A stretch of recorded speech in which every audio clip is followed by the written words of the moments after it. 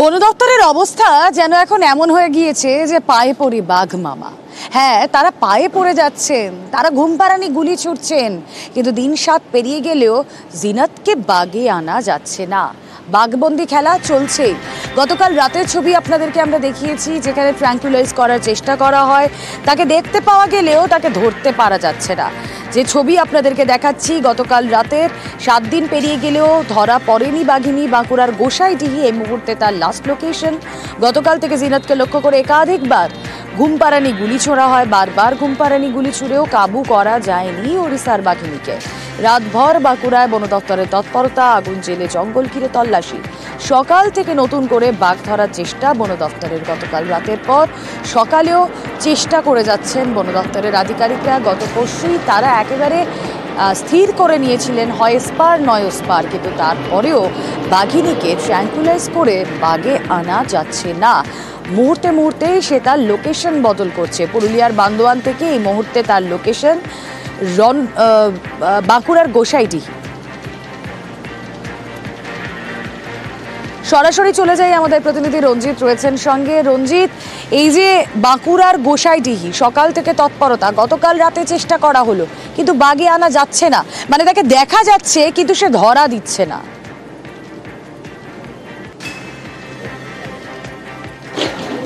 দেখো, একেবারে যে গোসাইডিহি গ্রাম গতকাল থেকে এইখানে কিন্তু অবস্থান জিনাতের, এবং গতকাল সারা দিন সারা রাত কিন্তু চেষ্টা করার পরেও জিনাতকে বাগে আনতে পারেনি বন দপ্তর, এবং তিনবার তাকে ট্রাঙ্কুলাইজ করা হয়। এবং রাত 1:30টার সময় যে ট্রাঙ্কুলাইজ করা হয়, মনে করা হয়েছিল সেই সময় জিনাতকে বাগে আনতে পারবে, কিন্তু সেই সময়ও কিন্তু ব্যর্থ হয় প্রচেষ্টা।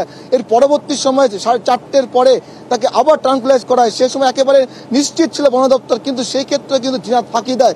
ফলে পরপর তিনবার তাকে ট্রাঙ্কুলাইজ করার পরেও জিনাতকে বাগে আনতে পারেনি।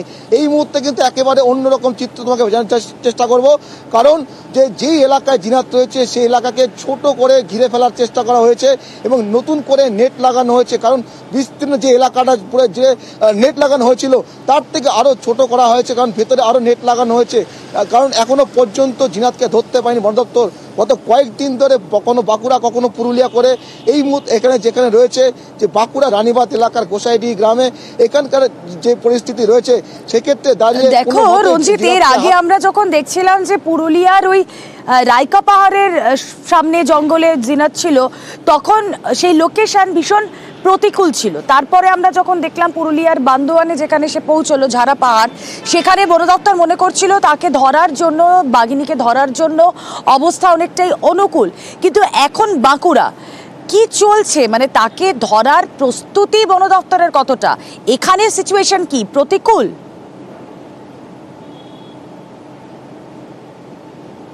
দেখো, এখানে যে এলাকায় রয়েছে যে ভৌগোলিকগত অবস্থান রয়েছে, কার্যত একেবারে অনুকূল ভৌগোলিক অবস্থান বন দপ্তরের কাছে।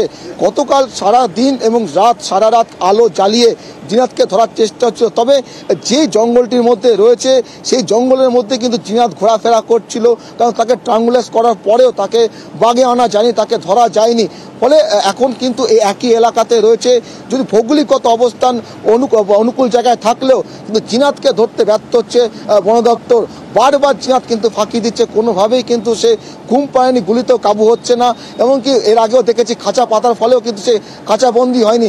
ফলে এখানে অনুকূল ভৌগোলিক অবস্থান থাকলেও কোনোভাবেই জিনাত কিন্তু ধরা দিচ্ছে না, বারবার একইভাবে ফাঁকি দিচ্ছে। তবে অবস্থান কিন্তু গতকাল থেকে কিন্তু বদলায়নি, কারণ জিনাতের যে অবস্থান সে গোসাইডিহি গ্রামে কিন্তু তার অবস্থান রয়েছে। কারণ সেখানে কিন্তু বন দপ্তর তাকে কড়া নজরদারির মধ্যে রেখেছে। ঘন ঘন ড্রোন ওড়ানো হচ্ছে, জিপিএস ট্র্যাক করা হচ্ছে এবং চারিদিক ঘিরে ফেলা হয়েছে। পাশাপাশি বনকর্মীদের কিন্তু বাড়ানো হয়েছে। অন্যদিকে পুলিশ প্রশাসনে কিন্তু এলাকা যদি অন্য কেউ ঢুকতে না পারে সেটাও কিন্তু কার্যত এলাকা কিন্তু ব্লক করে দেওয়া হয়েছে। সব মিলিয়ে জিনাতকে ধরতে একেবারে তৎপর বন দপ্তর। বেশ,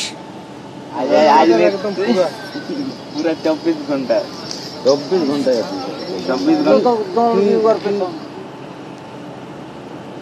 আর এবার ঝাড়গ্রামে অবরোধ বিক্ষোভের ছবি আপনাদেরকে দেখাবো। কিন্তু কি কারণে অবরোধ? অবরোধের কারণ হচ্ছে হাতির তাড়া খেয়ে একজন ছাগল চড়াতে গিয়ে নিখোঁজ হয়ে যায়, কিন্তু দুদিন পার হয়ে গেলেও তার কোনো খোঁজ মেলেনি। ফলত সাধারণ মানুষের যে জমে থাকা ক্ষোভ তাই মুহূর্তে বেরিয়ে আসছে। ঝাড়গ্রাম জিতুশোল এলাকায় পথ অবরোধ, 5 নম্বর জাতীয় সড়ক অবরোধ, বন দফতরের বিরুদ্ধে ক্ষোভ উগরে দিচ্ছেন তারা। রাজু সিং প্রতিনিধি রয়েছেন আমাদের সঙ্গে। রাজু, যে ব্যক্তি নিখোঁজ হয়েছেন গোপাল মাহাতো, ছাগল চড়াতে গিয়েছিলেন, কি ঘটেছিল তার সঙ্গে এবং দুদিন পেরিয়ে গেলেও তার খোঁজ মিলল না কেন? বন দফতরের কাছে কোনো উত্তর আছে? প্রথমত বলে রাখি যে গত যেদিনকে তিনি ছাগল চড়াতে গিয়েছিলেন গত শুক্রবার, অর্থাৎ সেই শুক্রবার এই সরকারি জঙ্গল রয়েছে সেই জঙ্গল সংলগ্ন এলাকায় সে নিজের ছাগল নিয়ে গিয়েছিল এবং সেই সময় জঙ্গল থেকে হঠাৎ দুটি দাঁতালকি বেরিয়ে আসে এবং সেখানে যে সমস্ত মানুষজন থাকেন তারা পালাতে শুরু করেন হাতির তাড়া খেয়ে এবং সেখানেই গোপাল মাহাতো সেই হাতির তাড়া খেয়ে জঙ্গলে প্রবেশ করেন এবং তারপর থেকেই সেই জঙ্গল থেকে আর তিনি ফিরে আসেননি।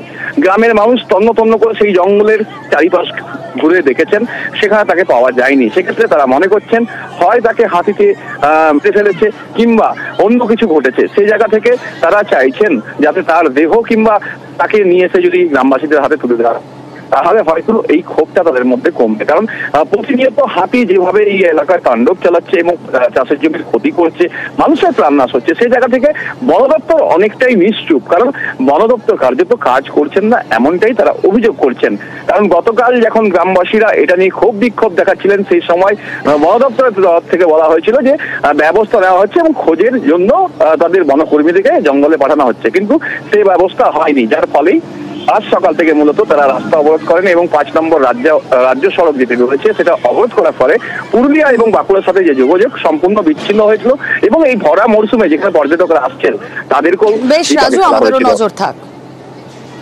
হাতি বেরিয়েছিল জঙ্গলে, ছাগল চড়াতে গিয়েছিল, সেখান থেকে 7 জন পালিয়ে এসছে আর একজন ওই যে পালাতে পারেনি। এবারে কি অবস্থায় জানি না, কি হয়েছে তার কোনো খোঁজ খবর নেই, তাকে নিখোঁজ পাওয়া যাচ্ছে না। তল্লাশি কিছু হয়নি, শুধু গ্রামের লোকাই তল্লাশি করেছি, পুলিশকে বলা হয়েছে, পুলিশ আমাদের কথা গ্রাহ্য করেনি। বড় মন্দিরে যখন বলা হয়েছিল তখন আসেনি, রাত 12টায় এসেছে, 3টার সময় খবর দেওয়া হয়েছে, রাত 12টায় এসেছে। যতক্ষণ